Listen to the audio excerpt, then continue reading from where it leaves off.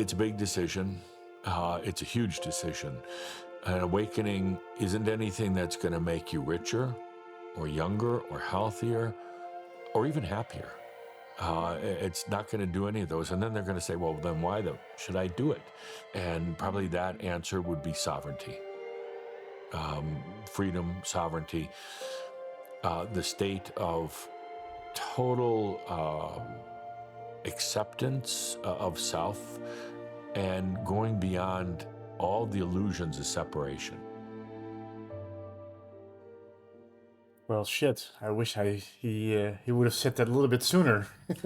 So it's not going to make you richer or happier. Then why the f should we do it?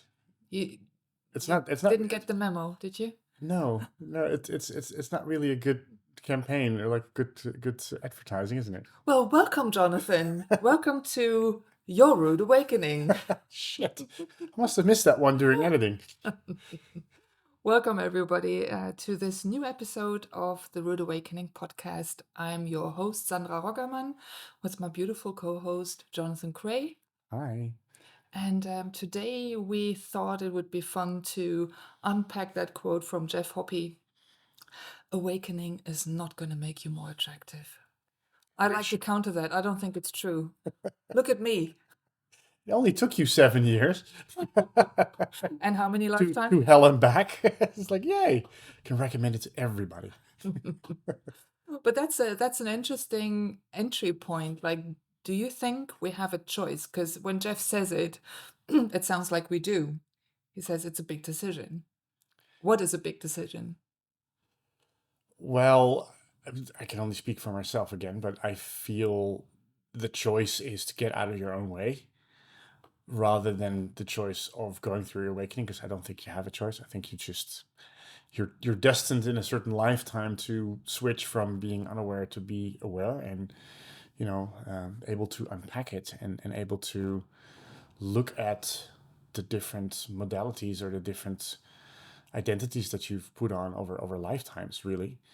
So I don't think you have a choice on that front. It's like when you're ready, like we always say, when the bucket overflows, the bucket of all the experiences of all lifetimes, then there's going to be at some point an awakening. And I think you can shove it away for a while, but we all know it's kind of, you can't really turn it around. So once you find yourself in this quest, Yes. in this quest for more, you kind of, when you notice it, you're already way into it. Yeah.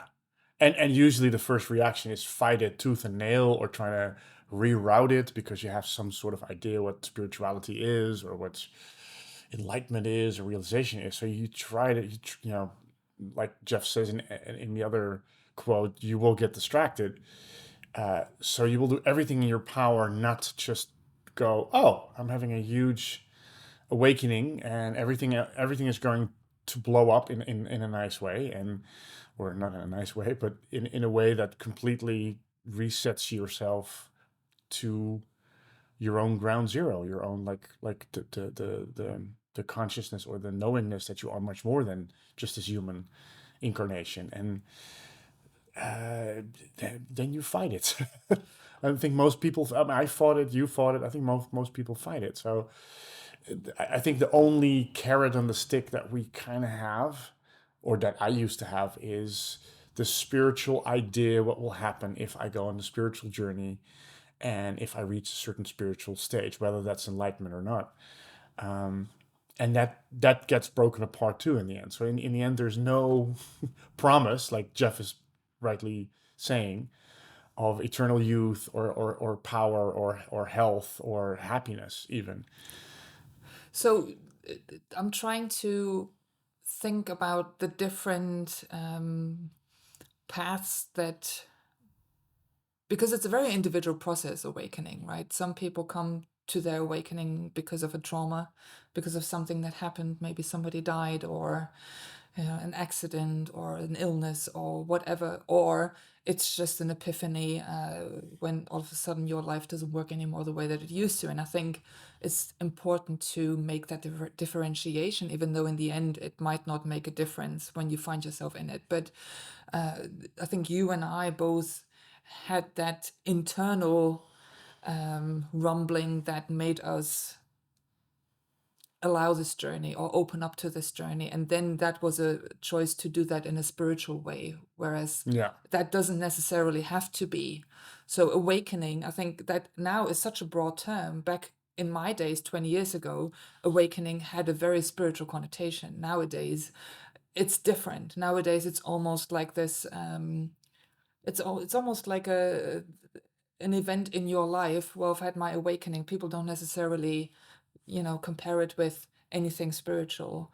Yeah. So, And I think that's a good thing, oh, because I definitely. think in the past, I mean, there's more routes, but in the past, the two main avenues to this journey was either extreme trauma, like an accident or death or something really extreme that jolts you, sort of, okay, I'm going to rethink my life, or spirituality, or both sometimes. So, and now it's just, I mean, I see around me, like, it doesn't have to be trauma or spirituality. It just can be like, okay, this, I don't like to be in the world in a certain way, and I think I can do it differently. And that usually is the catalyst for a lot of, especially the young generations, their journey, I think. Yeah, and so the young generation, as we've talked about in the past episodes, often maybe are confronted with mental health issues, and that might be their trauma or their motivation to say, I want to change, into something that, makes the suffering go away, which I think is ultimately always the reason why any spiritual journey is approached, or any journey that leads to a certain personal growth or expansion, raising in consciousness. It comes from, I don't want to suffer anymore. Why all of the religions were even created in the first place, right? Because people didn't want to suffer anymore in their limitations.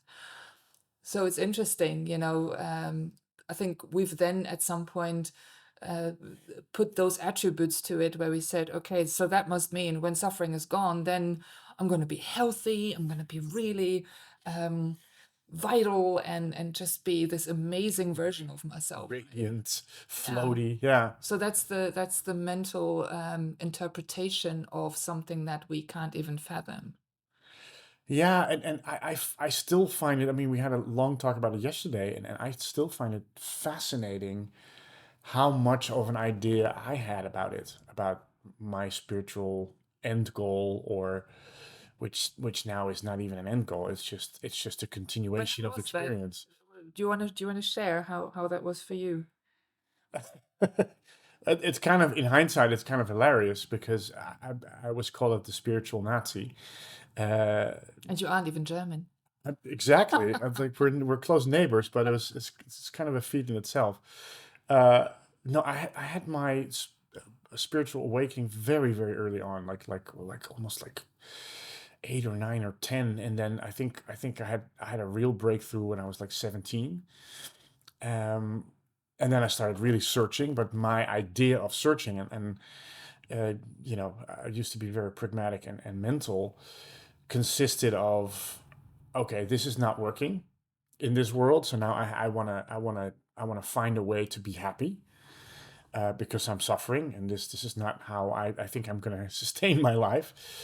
But it was through, almost this idea of this spiritual guru on the mountain.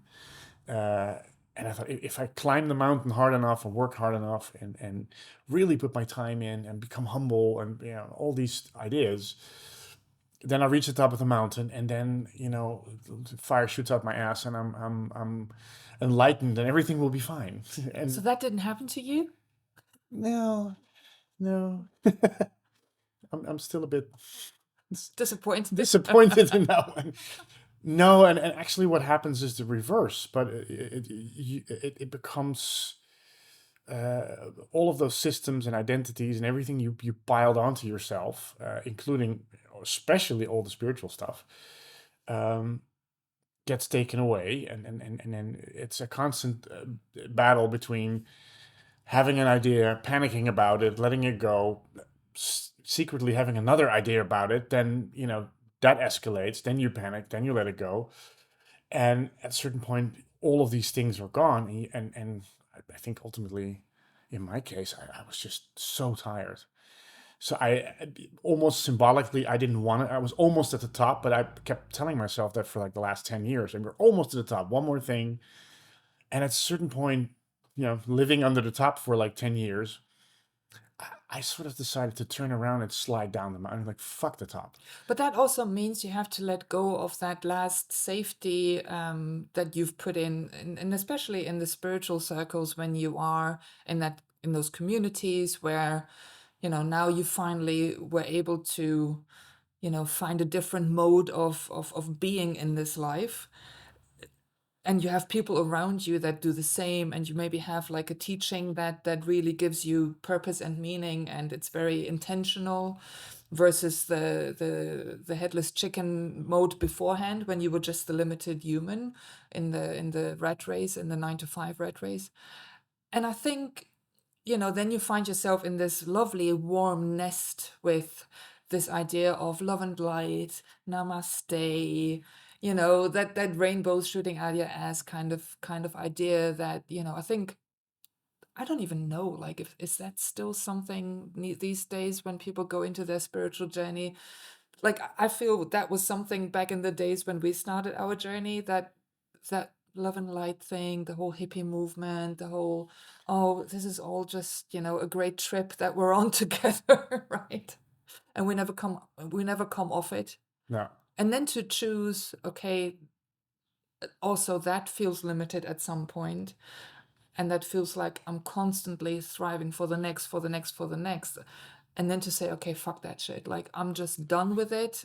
And then you slide down the mountain, but that means you leave all of that behind too. It's very scary because I think ultimately, and we talked about it in the previous episode of conspiracies. Ultimately, if you boil it down, before your awakening, you placed a lot of life and power and things outside of yourself. It's me versus the world, and it's kind of happening to me. After awakening, you usually realize, oh, I have a part to play in this, but you do kind of do the same with spirituality. Whether you choose religion, spirituality, sports, or any technology, any endeavor, you still place it. Now it's placed on the spiritual community until you reach the ceiling of basically every modality, and then it's on you, onto you. And I think I realized this very, very early, like in my 20s.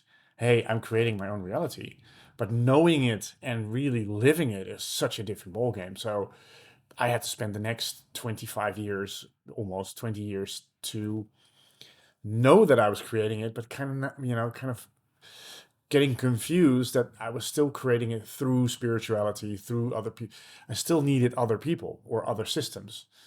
And ultimately, when I decided to slide down the mountain, it was also a kind of do or die moment, because I didn't know what was being the bottom, because my human was thinking, where I came from, the bottom of the mountain, is this, cesspool of mud and skeletons. So my memory is like, if I slide across the, down the mountain, it's death. It's the old pool that I crawled out of. But of course, because I did so much work, sliding down the mountain, actually the paradise that I thought was on the top is actually on the bottom. But my mind, it made a note, down the bottom is a graveyard of trauma, so I don't never want to be there again. And you slide down and it's all gone. But I didn't know that when I was sliding down. So basically, the sliding down is just a metaphor for releasing the resistance, Pretty much, yeah. releasing control. And I mean, I think in my past, that was a big thing, like thinking that I need to be somewhat in control of this journey, of this path, and wanting to take responsibility, but then misinterpreting that for, I now really need to have the reins here and make sure that, I stay on track, and, I do the good spiritual student thing. And What were some of the ideas that you had about kind of the end goal of spirituality when you started? I have the insight to it now that it was the knowingness of freedom, but the mind has no reference of that. Like you say, what do you, we've talked about this before. What do you replace it with? you just have this hunch that especially when you're in the beginning of your journey, a hunch is not enough for the human to let go, for the human to relax into it. When you don't have a reference and you've just come out of something that you really don't want to go back to, like you say, then you find something that is promising, but it's just another carrot, it's just another idea. And then you've got all of those intuitions that are opening up within that field. And then for me, it was the misconception that I could remain in that loving nest of love and light. And it was really, in a way, traumatic for me to have to leave that behind. But I felt that time had come for that house of cards to come down. I just felt it became very unstable. I started meeting a lot of resistance within me. I just couldn't be excited about it anymore because I just, I'd already spent a lot of time in there. So it was time to move on. But that's scary when all of a sudden that means you have to leave that behind when you think that was basically your salvation. Saving grace. Yeah. Yeah. And then to say, who am I even letting that spiritual identity go? And letting those people go that are, for me, not only my witnesses, but my compass. So without that guidance or without those people next to me or that spiritual teacher in front of me, how can I not get lost again?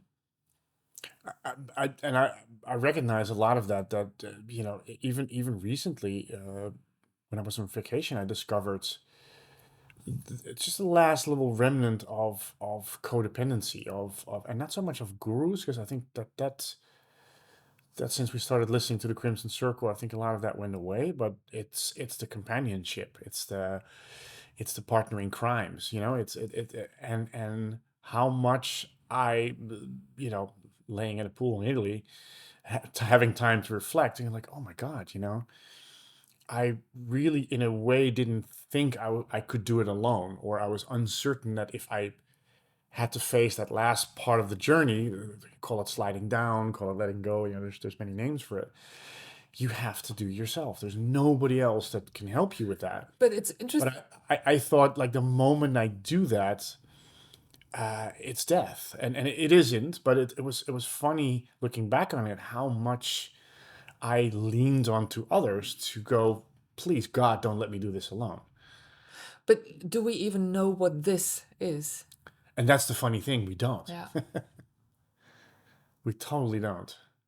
And we had a really nice conversation yesterday about abundance or about value issues. And ultimately, one of the conclusions that we came to, which I think is applicable to everything, is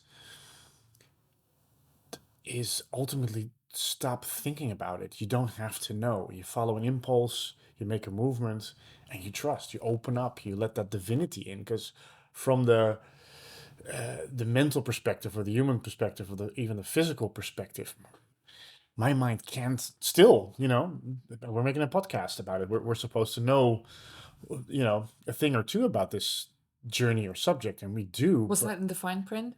Did I sign that? No, but ultimately, the further, yesterday's talk was amazing, because I don't have to know. I really don't have to check if I missed anything. I don't have to check if I one more lesson, or even grasping some of the dynamics, and just assuming that the wisdom of this, and even the wisdom of this talk, will just land when it needs to, and I can't miss it. Which is another way of saying you're allowing. You're basically acknowledging you're human. You have a lot of thoughts. It's okay. You can have them, but ultimately, when you make big movements, it's better not to know. That's the kindness towards the human that is so now guided or so surrendered to this path and to this journey, and trying to make it work in this limited reality, trying to make it work in a narrative from mass consciousness that is still very much guided by control and power. So now I think we have all of the references that it's not about control and power, but it's, the true magic can happen once you open up to to your divinity and let it come through synchronicities, meeting people. All of a sudden, there's a potential right in front of your nose that, is so much better than you could ever come up with. So we have all of those references, but still, when it comes to sheer survival, say, in the eyes of a health threat or, a financial crisis or whatever, we revert right back into, now, what do I have to do to make this go away? Yeah. And Or did I do it wrong? it's so natural. I mean, I had a couple days ago where I had nightmares about being killed by someone, or something bad happening, because I'm truly letting go, right? Which I've never really done fully, and I'm doing it now. So, and I'm like, what is this? And it's the old fear mechanism, the old survival, whether it's this lifetime or many previous ones.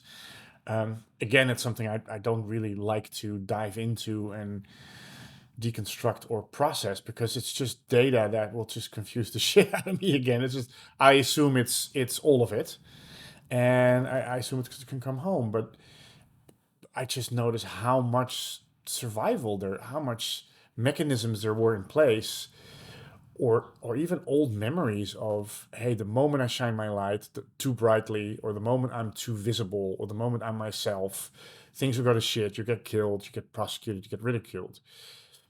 And it's so deep, and I have no reference. I mean, I have nothing to fear at the moment from anything. But it's funny how deeply ingrained in our cells that memory is. And the frustration of, oh, it takes so long, or I can't do another round, and that almost, we've talked about this before, like the PTSD of this journey of, coming back to your true self. We can now say, or, maybe somebody that's not on their journey looking at me says like, oh, Sandra, you've been busy with, and you've been saying this for 20 years, Jesus Christ, when do you realize that this is just another, like sandcastle, or another, fantasy that you're having? But in the bigger scope of it, realizing that we've been on this journey for lifetimes and lifetimes, and, not just a few, but hundreds or thousands. And then saying like, okay, so looking back at 20 years, and being actually pretty aware of the whole scope of it. And the sweet spot being the last 2 years, really? Yeah, so I think the kindness for and taking the human serious in its fears, and it needs to translate it through the mind. It needs to translate something that is so vast and so undefinable. It needs to translate into something that the human can understand in order to open up just enough to release the tension. And yes, like you say, you don't have to know the details, but the mind interprets it like, well, you're going to get killed along the way. Anyway, yeah. Yeah. But how is that for you, the impatience? Because I know that was a huge part. Like, are we there yet? Why is it taking? Don't know what you're talking about. What time is it? Oh, Cue music. Thank you for joining us this week. Next week we'll no. But what made the difference? Because you made a really big switch, and I could see that in you. But what made the difference between the impatience and the, my God, one more round and I'm gonna explode on the spot, to, basically, fuck it. I'm here. again, intuition. I'm very blessed to have a strong intuitive muscle, like, and leaning into that more and more and more. And that was like the first hunch after my awakening of there is more, and I consciously choose this journey. Would I've chosen it had I known what's ahead of me? Probably not. But again, that's not something that I can. It was just time. It was time for me to open up to that. So impatience, yeah, but that was also my fuel. Very impatient, very, very impatient. Like, you remember that old saying of mine, I'm German and I'm an Aries, which is double trouble. So I have a certain temper and I have a certain motivation, and also, a very low tolerance for bullshit, which in the beginning was very much projected outside. Now I'm so done with my own bullshit. So I think impatience was a blessing. And my impatience that's still left is a big blessing, because that means I don't settle. Would you say it was like a catalyst, like a driving force in a way? Yeah, especially when I became complacent with, oh yeah, but I've deserved a little break and this is all too much and I can't handle it anymore. I can't do another round. Well, yeah, then, let's fan the flames of impatience and stubbornness at the same time and use it for something really transformative. So for me, it's definitely a blessing, and it's not nice being in it when you're in that resistance, but now I've been able to laugh at myself and to hold it lightly and to actually go, oh my God, this is all really ridiculous, but it really got me to this place Yeah. of feeling the peace already. So it's contradictory in a way. You feel like there's a lot of impatience, a lot of stubbornness. How can you feel peaceful? You know what I mean? But this whole journey is a journey of contradiction. Yeah, totally. Totally. So, like even Jeff saying, this won't necessarily make you healthier, prettier, happier, even. And yet it does. Yeah. But and I think that's the irony, or that's the contradiction in itself, that the moment you let it go. So I mean, again, speaking for myself, the moment I let the idea of happiness go, or the idea of being abundant, or the idea of I deserve this, well, filling the list was endless, and just going, I can't turn back, because this journey is pretty much irreversible. It's like once you've gone on it, then It's an autopilot. you're kind of screwed. But also too tired to fight. I think that was a big catalyst for me. Too tired to fight. Completely done with being mental all the time, or trying to fix it in mentally, and then just running into the same circle. And the moment I let that go, or I'm still in some areas. I mean, even the talk yesterday about abundance, which was really about value, and then was really about allowing your own magnificence in. So it wasn't even about money. Then you go, oh shit, I get it now. But I only get it because I was willing to let all the old ideas go, and as we said yesterday, look at everything that's still on the table and that still comes back as resistance. She's like, fuck it, let's look at it. Yeah, but it hurts. I know, but let's look at it, because the other, the ostrich technology, the Technique of the putting the head ostrich in the tactic, or head in the sand. going the la, this isn't here. Yeah, I can't sell any of it to I'm too tired. So okay, let's bring it on. It's my energy, so I can deal with it, and the less I make a big deal out of it, the quicker it goes. And we had a conversation of an hour yesterday about it, or an hour and a half, and it was like literally 50 years of or like lifetimes worth of knowledge, because we both didn't go into a reaction to each other, to the subject matter. And we're just like, oh fuck yeah, that's that, isn't it? Because we're both fed up, but not from a place of anger, or from a place of this needs to be solved a certain way. We just looked at it with open visor, and it changed. And it was one conversation. I've been working on this shit for my whole life. But and I feel, for me, looking at those patterns, because that's what the mind does. The mind needs a pattern in order to understand and allow into the next step.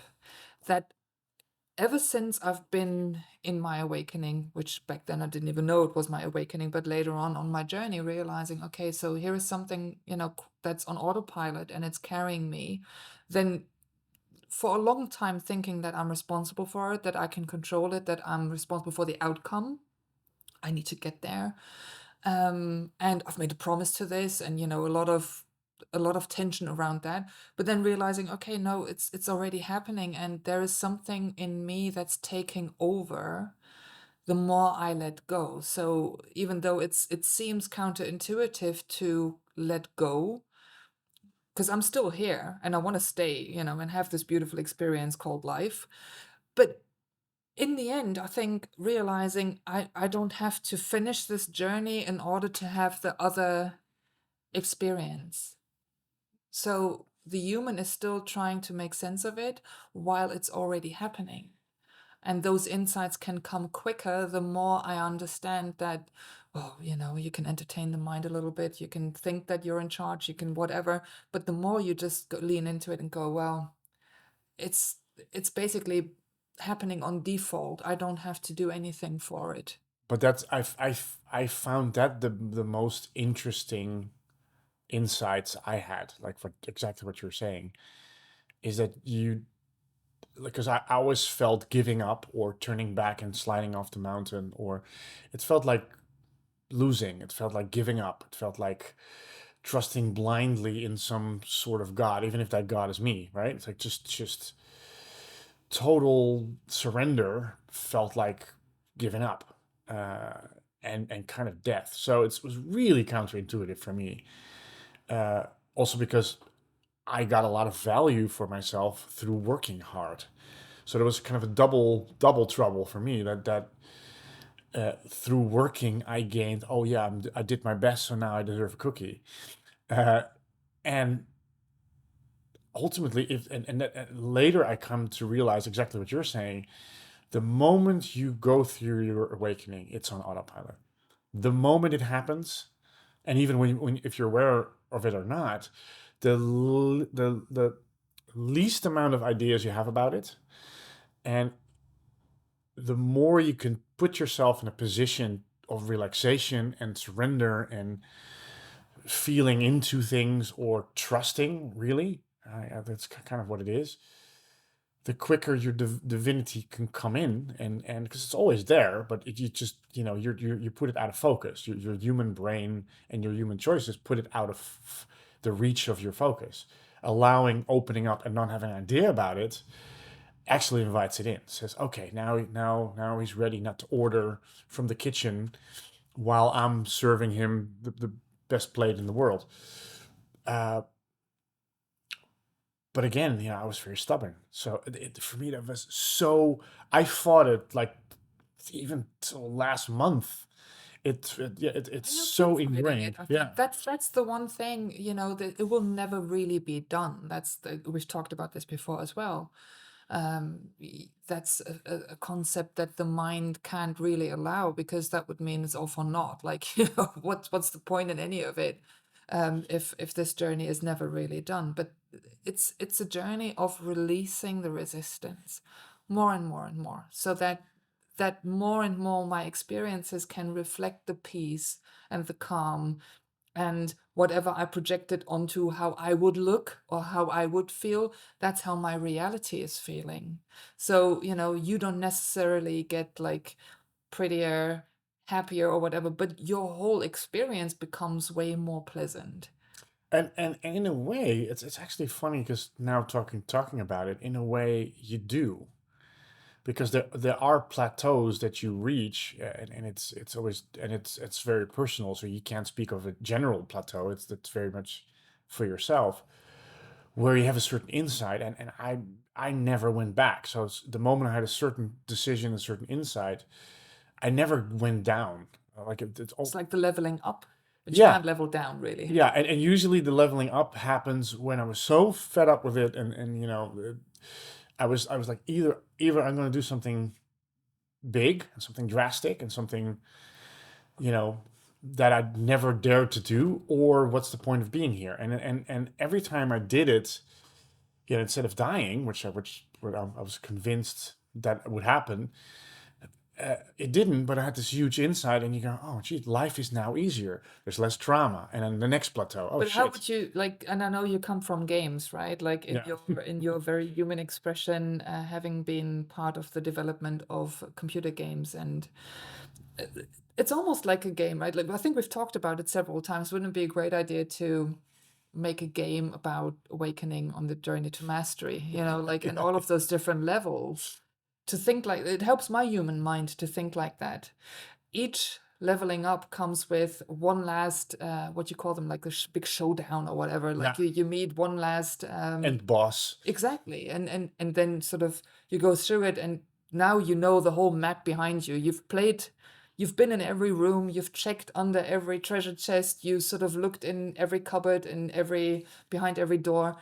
Now you know everything, and now it's time for you to move on. Yeah. How's that like? How's that for you? Do you sometimes think like that? Yeah, all the time, because I'm very I'm very visual, and if you see life as a simulation, sometimes people after films like The Matrix, like, okay, we're living in a simulation. It's just not run by robots, but it's run by ourselves. It's our own simulation of the physical, which is kind of like a game. It's the game of being a divine being so in focus and going through different characters or avatars or identities in different lifetimes, which is just basically another round in the same game. And the game statistics change, and over time the game gets more complex. There's more to play with as we get smarter or more aware or more conscious. Of course, the game has to up the stakes because we're far more conscious than people in the 1500s. So now the game space also actually gets more complex together with the people that are the avatars within it. So I think it's a very good analogy. But in terms of when is the game done, or is there an end goal, or what is the proposition when you start the game? Uh, it's basically just to know yourself. So to know your character, or to go through so many characters that you know who's driving the characters. You Mm. know, almost like who's the person outside of you that's playing your divinity, your I amness. That has um, that the person that has always been the one that puts part of it in focus. And that can see beyond, like, you're in the maze and you can't see the wood for the trees. Yeah, And to get like this overview from the from the character that plays the whole thing, the game master. the game master, the more you can surrender to being guided through this Well, maze. and if you see it as a game and as a maze and as an experience, that's, in my view, is always what Earth was meant to be. I think we just created this massive separation and suffering, so the game wasn't as much fun as it should have been. But now that we're and in the maze and on the control, so we're both aware of the player and the avatar at the same time. Now there is a better state of being. There is a quietness. I mean, the drama in my life has gone from 90 to 5 at best, maybe even less, and all of the dramas are basically just my old memories that I create. So And the there is, subconscious sometimes still needs to release another layer of it, right? Like you say, in dream time, whatever. yeah, or something comes back, and then immediately your mind thinks, oh God, I missed a spot. No, it comes back because it comes back one more time to be integrated. So it looks like, how can I have this thing come back after my supposed realization? No, you've done it exactly correct, but it's just the mind again thinking it knows what the system is. It doesn't. The only thing the mind just really has to know is, hey, there's a greater part of yourself that is now coming through, and you just enjoy the physical experience and apart from driving a car and doing your taxes, let the divinity run your life, and you do the mundane little mental pragmatic tasks. But for the mind, that's such a weird still. That's, oh, I just only need to do the practical. I'm only the clerk that does the practical stuff. Yes. Yeah, but once you understand that basically the whole game setup, the whole game design is made by you, there's also no, oh, what if I won't like what's gonna happen? So it's Yeah. all informed by your highest potential. And for me, that's really the solace and what I'm feeling strongly these days, that this is an experience that I had a very deep focus in, that I thought could ruin me or make me, and that I thought I could really, drive against the wall or drive home and get a big award for it. And now realizing this is just about me enjoying and allowing and opening up to a way bigger version. And if I even see the world doing it at a larger scale, then this becomes really pleasant. Because if this was just me and it was like a very secluded thing that is only meant for me and for nobody else, Then then why stay? why stay? That would mean that I wouldn't really ever be able to meet my match or have, like The high joy level of interaction with high others. level interaction with others. Yeah. And that's the beauty of this time that we're living in, I'm feeling, and especially after COVID, that the whole planet has leveled up. Yeah, considerably. Yeah. Yeah. And maybe that's it. Maybe it's never about finishing the game or finishing the game when you feel like finishing the game. But it's almost, you play the simulation long enough to know that you're both the creator, the game developer, the programmer, and the avatar. And then you have as much time as you need enjoying this experience, and now not in separation, because you're not separate from yourself, in the joy with others that are also conscious, and even with others that aren't conscious, but just the joy of I'm enjoying this planet in a different way, in peace, in knowing I'm creating my own reality, and I get to experience it one more time, almost at level 100, where I started at level 0, and now life has a completely different, the Bible talks about paradise, but it really kind of feels like that. And then sort of saying, okay, well, now my game is done, and then stopping it yourself. So it really, the game analogy is great. But what would you say, for instance, people listening to this that are just gone through their awakening, and perhaps thinking, oh, Jesus Christ, so there's not a carrot on the stick. There's not a, pragmatic, I have to go through these and these levels, do this and that, and then the game is done. It's kind of demoralizing. I mean, I would be very demoralized if I heard Jeff say what he said, 20 years ago, and just say I have freedom. What the fuck does that mean, right? And that's, I think you said it in one of the last episodes. It's so difficult to give advice for somebody on this journey, because now I know, and the whole reason why I gave up being a coach or had my own practice was because I all of a sudden really saw and understood that it is a very individual journey, and each experience that you're going through is necessary in order to,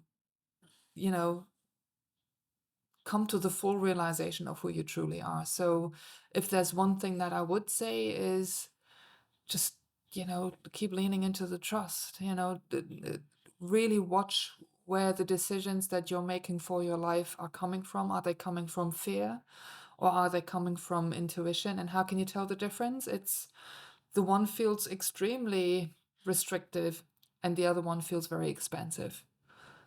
And that's all you need to know. Don't look out for details. Don't look for confirmation from the outside or even for permission. But try to make this journey your own and enjoy it as your own. Take the time for yourself. The distractions out there, I think it's just going to get more and more. Like, taking the analogy of the game, now we've added into the next level up AI and all of the fun things that we can explore there. But use it if it brings you joy, but come back to that understanding of self, because that's your true north. Yeah, What would you say? pretty much the same.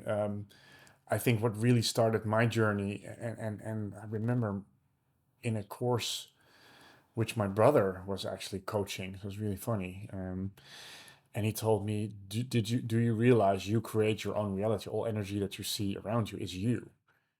That you are experiencing your version of this earth through your eyes and your perspective and your focus. And I didn't understand it until 20, 25 years later what it really meant. But I remember almost fainting on the bridge, going like, "Fuck, this is true." And knowing, shit, this is a reflection of me. So even though I don't see it or understand it, everything is my creation. And I might blame the government or blame my parents or blame a loved one or for all the decisions I make, but ultimately it's my energy reflected back to me. And And I think for me, that was such a game changer because I felt it. I felt the truth behind it. So for me, that was a big confirmation of shit. That's true. Now I need to get all of those little hooks that I placed outside of the world and save me, keep me safe, make me happy, and take them back one by one. And the only advice what I would give other people, if anything, was just if that truth resonates with you, that's it. Just know that whatever comes your way is a reflection of you, no matter how harsh. And you might need time to put yourself into safety. You might need time to lick your wounds. You might need, time to find a way to not get, to not blow your head off with because it can be a very harsh world out there. But ultimately, if you realize it's you, if then all the energy that comes back, no matter how harsh it seems, is you as well. So that means you can handle it. I think that's really And that for me, that's it. And I made exactly. a huge story of that afterwards in spirituality, what that means and the dynamics of it.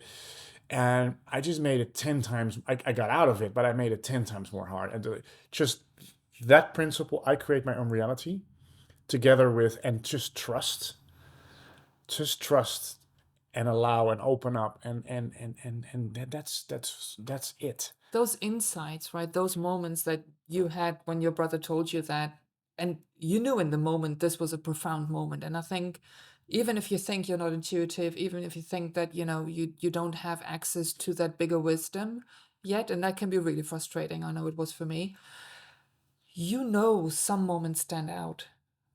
And then trust that, and that those moments will come back, or you will get more insights into that when it's time. So basically, try to relax, try to go, okay, there is something bigger going on here that I yet don't understand. But I trust it and I can feel it's true. But your soul does. And you can feel it. Those moments, I think I've never met one person, no matter how unaware or unspiritual or unintuitive, that hasn't had those moments. So trust that, those will come back and they will start making sense along the way. Yeah, and I think another big one that I really didn't trust, but is you cannot do it wrong. And I found it such an alien concept because I was working really hard at it. So of course there was a lot of things that I thought was wrong because I had an idea about how, what the perfect process was, which was all not true. And when I realized the moment you go through your awakening, your soul takes over. And you can go through it with a lot of resistance, fighting it, working against it, having ideas about it, or you can go, I have no clue where this is going or what this means, but I know my soul is taking care of me and I can't fuck it up. And then you can have a graceful experience. So I chose, I chose the hard path. Uh, and in hindsight, that really fitted my journey and what I needed to say with, for instance, the documentary. But yeah, I mean, in hindsight, the whole, if you are on your awakening, it's irreversible and you can't fuck it up because every choice you make will ultimately lead you back to what And your there soul will has. be value in those big traumas in your life. So I think now when something happens in my life, or that is really disruptive and really traumatizing for my human understanding, I know that at some point I will have an understanding of why that happened and that it actually served me. So, yes, I agree with you. Our experience feels very dramatic, but I know that there are people out there and that there are listeners that have gone through extreme, extreme, extreme Yeah, things. And I also want to let you know, dear listener, if you've gone through these things, it's okay. You've done nothing wrong. And, be kind to yourself and allow others to take care of you if you can't take care of yourself, and allow for the wisdom to come back. If there's been like illness or death or, extreme loss, it yeah, feels horrible in the moment and you feel like, you've been completely unrooted. and misplaced, but trust that there will come a time, and look forward to that time. Try to feel that there will come a resolution where you will understand what's happening, and then it will all fall into place. That's something that I think is really important for me to put out there. Beautiful. Yeah. So now looking at you, looking all happy and healthy and joyful, How dare I? I must disagree with Jeff. It does make us look better, even if it's just in my mind.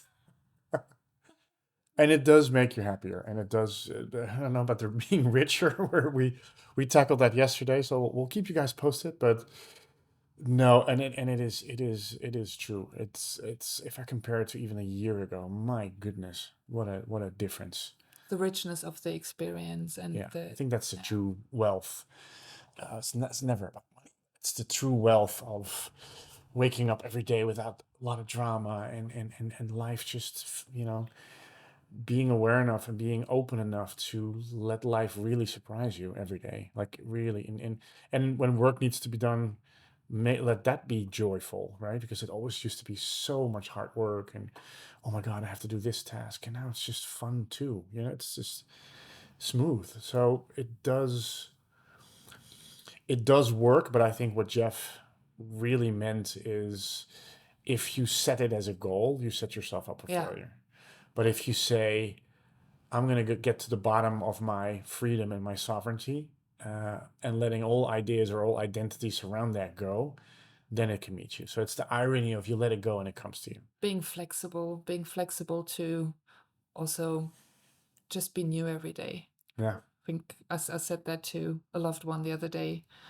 Just, allow yourself to let go of the past narrative and just lean into the new potentials. Yeah. So, So happy leaning. yes, And happy leaning. Yes. and luckily you can lean into the weekend soon. So If you haven't seen the movie yet, which is hard to believe, you can go to our website, rudeawakening-film.com, and check out all of the goodness there. There's a lot of extra information about us, about how we made this movie, why we made this movie, why we chose to put it out for free. And now going into the next phase, we really hope we're going to reach 100,000 views. We are now at 77,000. going fast. It's going fast, and we do believe that we've made the right choice to put it out for free, but that also means that everybody can support us, and everybody can just share it, and make sure that everybody that needs to see it does get the opportunity to see it. And ultimately, what we really want also with this movie is to sort of break out of the spiritual communities altogether, although they actually helped us make this movie, and break into mainstream communities. So communities that are not necessarily on spiritual sites or forums, and more lifestyle, or just wellness, or even just any type of topic that go, oh, we came across your movie. So that's a big reason to support and to share this with people that you think might like the movie. Yeah, we chose to put it out for free, so we don't withhold it for another year while we're going through distribution deals or whatever. So it's out there. It's watchable, viewable for everybody around the world with many different subtitles. But yeah, we do kind of rely on the word of mouth now, and it's exciting for us to trust, to lean into this We next have to do phase. the same as we just Do the talked same about. Yeah. thing, exactly. If you would like to give us a feedback for this podcast, or if you have an idea that you would like to share, write to podcast@rudeawakening-film.com. Please leave your ratings on your preferred podcast app, and keep sharing. We will see you next week, and enjoy your weekend. Bye. Bye.